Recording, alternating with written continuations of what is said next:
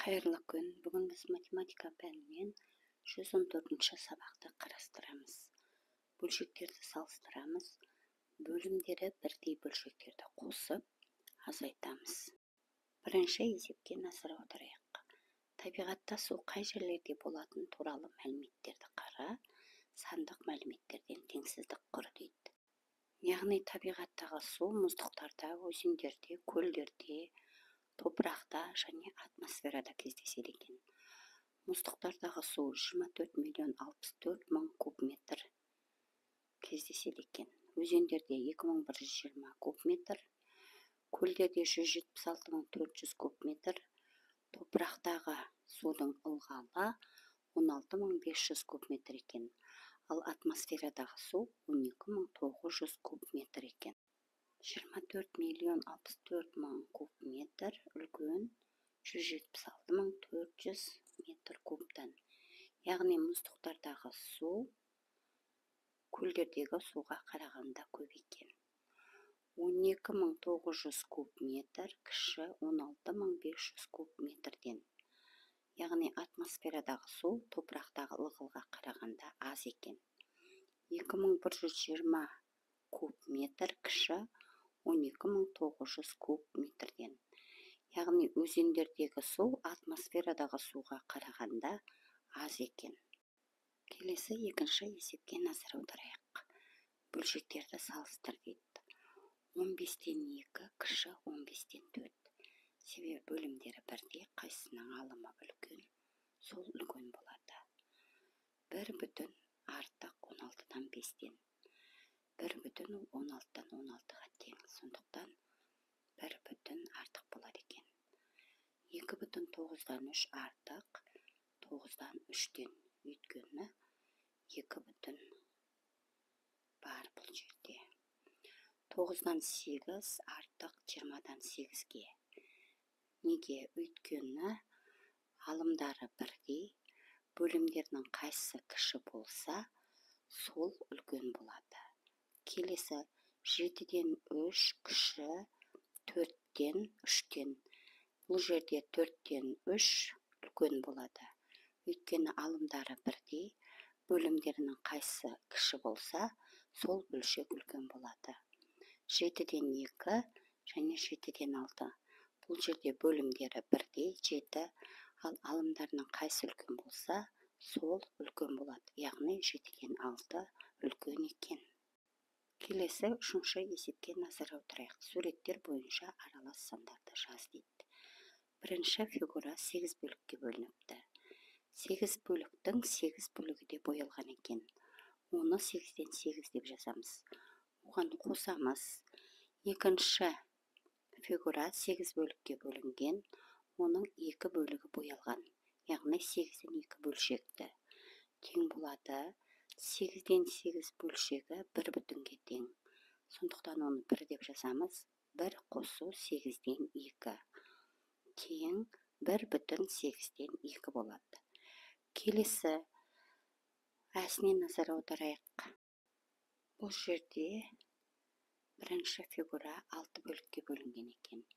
6-дан 6 бөлігі боялған екен. Оған қосамыз. Екінші фигурада 6 бөлікке бөлінген, сол 6 бөлігі де боялған 6-дан 6-на. Оған қосамыз. Үшінші фигура 6 бөлікке бөлінген, оның 3 бөлігі боялған 6-дан 3-ті қосамыз. Тең болады. 6-дан 6 дегеніміз 1 бүтінге тең. 6-дан 6 1 бүтінге тең. Сондықтан 1 қосу 1, қосу 6-дан 3 деп жазамыз. 1 бүтінге 1 бүтінді қоссақ 2 болады. 2 қосу 6-дан 3 тең. 2 бүтін 6-дан 3 деп жазады екенбіз. Келесі төртінші есепке назар аударайық. Есепте дейді. 30-дан 21 қосу 30-дан 3 азайту 30-дан 8. Яғни бөлімдері бірдей. 30-дың өзін жазамыз. Алымдары 21-ге 3-ті қосамыз, одан 8-ді азайтамыз. Сонда 30-дан 16 бөлшек шығады. Келесі 200-ден 61 азайту жақшашылған, 200-ден 35 азайту 200-ден 19. Жақша жабылған, тең. Алдымен жақшаның іші орындалады. 200-ден 35-тен 200-ден 19 алсақ, 200-ден 16 шығады. 200-ден 61-ден 200-ден 16-ны азайтсақ, бөлім өзі жазылады. Бөлімдері бірдей 200 болады. Алымы 61-ден 16-ны алсақ, 45 болады. Келесі өрнекте 65-тен 21 азайту 65-тен 16, қосу 65-тен 13. Бөлімдері бірдей 65-тің өзін жазамыз. Алымдарын 21-ден 16-ны азайтамыз, оған 13-ті қосамыз, сонда 18 болады. Яғни 65-тен 18 бөлшегі шығады екен.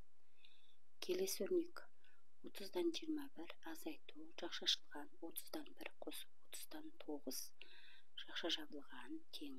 Бірінші жақшаның орындалады. 30 бөлімі өзі жазылады. 1-ге 9-ды қоссақ 10 болады. Яғни 30-дан 21-ден 30-дан 10-ды азайтсақ, 30-дан 11 бөлшегі шығады. Келесі өрнекте 19-дан 17 азайту, жақша ашылған, 19-дан 5 қосу 19-дан 2, жақша жабылған, тең. Алдымен жақшаның орындалады. 19 бөлімі өзі жазылады. Алымы 5-ге 2 қосылады, 7 болады. Яғни 19-дан 17-ден азайтамыз 19-дан 7-ні. Сонда 19-дан 10 болады. Келесі өрнекте 10-нан 3 қосу 10-нан 5 азайту 10-нан 7, тең. Бөлімдері бірдей 10 өзі болады. Алымдарын орындаймыз. 3-ге 5-ті қосамыз, одан 7-ні азайтамыз, сонда 1 болады. Яғни 10-нан 1 бөлшегі шығады. Келесі 5-ші есепке назар аударайық. Есептерді теңдеу құрып шығар дейді. Ара қашықтығы 660 км болатын теңіз жағасындағы екі қаладан бір уақытта бір-біріне қарама-қарсы бағытта екі мәшіне жолға шықты. Олар 4 сағаттан кейін кездесті. Біреуінің жылдамдығы 90 км сағат, екінші мәшиненің жылдамдығы қандай дейді. Алдымен есептің жоспарын құрып алайық. Екі қаланың ара қашықтығы 660 км белгілі. Бірінші мәшиненің жылдамдығы 90 км сағат екен. Олардың кездескен уақыты белгілі 4 сағат. Екінші мәшиненің жылдамдығы белгісіз. Екінші мәшиненің жылдамдығын x деп алайық. Енді формула жазайық. Ара қашықтықты табу үшін бірінші мәшиненің жылдамдығына екінші мәшиненің жылдамдығын қосып, оны уақытқа көбейткенде ол ара қашықтыққа тең болады. Яғни жақша ашылған 90 қосу x, жақша жабылған көбейту 4 тең 660 деп теңдеу құрып аламыз. 90 қосу x тең 660 бөлу 4 болады. 90 қосу x тең 660-ты 4-ке бөлсек 165-ке тең екен. Енді белгісіз санды табу үшін 165-тен 90-ды азайтамыз. Белгісіз санымыз 75-ке тең. Яғни екінші мәшиненің жылдамдығы 75 км сағат болады екен. Енді осы 5-ші есептің әсіне назар аударайық. Нұр-Сұлтан қаласынан Арал теңізіне жүрдек пойызбен ғалымдар жолға шықты. Олармен бір уақытта қарама-қарсы бағытта Қызылорда қаласынан Астанаға қарай жылдамдығы 90 км сағат пойызбен оқушылар шықты. Егер ғалымдар отырған пойыздың жылдамдығы сағатына 120 км болса, онда пойыздар неше сағаттан кейін кездеседі дейді. Алдымен есептің жоспарын құрып аламыз. Ара қашықтық 1260 км. Бізде бұл мәлімет берілмеген, бірақ ескі кітапта 1260 км ара қашықтық берілген. Сондықтан біз 1260 км-ді аламыз, себебі мәлімет толық болмаса есебіміздің мәні табылмайды. Бірінші пойыздың жылдамдығы 90 км сағат, екінші пойыздың жылдамдығы 120 км сағат. Уақыт белгісіз. Уақытты біз x деп алайық. Алдымен жақындау жылдамдығын табамыз. Жақындау жылдамдығын табу үшін v1-ге v2-ні қосамыз. Яғни 90-ға 120-ны қосамыз. v1-ге v2-ні қосып, оны уақытқа көбейтсек, ара қашықтыққа тең болады. Яғни 90-ға 120-ны қосып, оны x-қа көбейтсек, 1260 шығады. Біз теңдеу құрып алдық. Енді осы теңдеудің мәнін табамыз. 90-ға 120-ны қоссақ, 210 болады. 210 көбейту x тең 1260. Белгісіз санды табу үшін 1260-ты 210-ға бөлеміз. X тең 6-ға тең болады. Яғни поездар 6 сағаттан кейін кездескен екен. Келесі 6-шы есепке назар аударайық. Есепте дейді. 4 бүтін қосу 3 бүтін 9-дан 3 тең болады. Бүтінге бүтінді қосамыз, 4-ге 3-ті қосамыз, 7 бүтін 9-дан 3 болады. 19 бүтін 10-нан 8-ден азайтамыз 3 бүтінді. 19 бүтіннен 3 бүтінді азайтсақ 16 бүтін болады. 16 бүтін 10-нан 8 болады. Келесі 19 бүтін 7-ден 3-тен азайтамыз 17 бүтінді. Яғни бүтіннен бүтінді азайтамыз. 19 бүтіннен 17 бүтінді алсақ 2 бүтін 7-ден 3 болады. Келесі 14 бүтін 9-дан 1 қосу 6 бүтін 9-дан 4. Яғни 14 бүтінге 6 бүтінді қоссақ 20 бүтін болады. Бөлімдері өзі жазылады 9, алымдары қосылады. 1-ге 4-ті қоссақ 5 болады. 20 бүтін 9-дан 5 болады. Келесі 14 бүтін 8-ден 1-ге қосамыз 14 бүтінді. 14 бүтінге 14 бүтін қосылады. 28 бүтін болады. 28 бүтін 8-ден 1 болады. 8 бүтін 6-дан 5-ден 4 бүтін 6-дан 3-ті азайтамыз. Бүтіннен бүтін азайтылады. 8-ден 4 азайтылады. 4 болады. Бөлімдері бірдей өзі жазылады. Алымдары 5-ден 3-ті азайтамыз. Сонда 4 бүтін 6-дан 2 болады. Келесі 7-ші есепке назар аударайық. Әлемнің түрлі аймақтарындағы жылдық жауын-шашынның түсу графигіне қара. Сен тұратын аймақтағы жауын-шашын мөлшеріне қайсысы ұқсайды дейді. Яғни, жылдық жауын-шашынның түсу графигі бойынша біз тұратын аймаққа 3-ші график сәйкес келеді екен.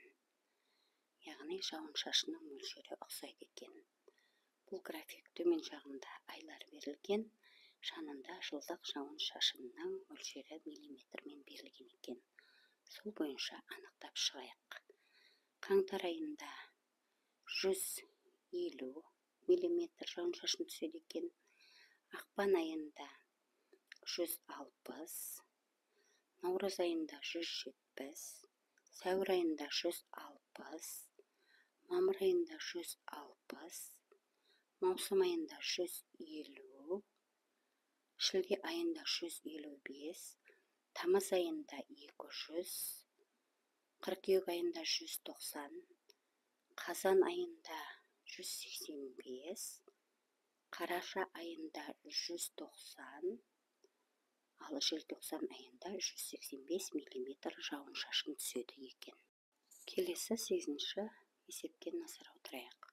Тапсырманы орында дейді. Бөлшектердің қосындысын тап, суретті дәптеріңе сал. Алынған бөліктерді боя дейді. Бірінші бөлшек 16-дан 8 дейді.